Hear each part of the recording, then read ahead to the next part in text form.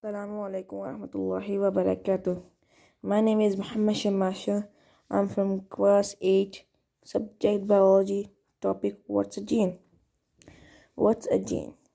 In biology, a gene is a basic unit of heredity and a sequence of nucleotides in DNA or RNA that encodes the synthesis of a gene for product, either RNA or protein. During gene expression, the DNA is first copied into RNA. During gene expression, the DNA is first copied into RNA. The RNA can be directly functional or with an intermediate template for a protein that performs a function.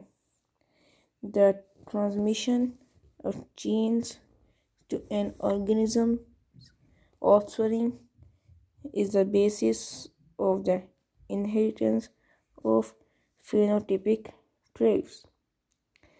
Genes can acquire mutations in their sequence, leading to different variants known as alleles. A gene is a region of DNA that encodes function. A chromosome consists of a long strand of DNA containing many genes. A human chromosome can have up to 500 million base pairs of DNA with thousands of genes. This is a diagram of DNA. Thank you for watching my video.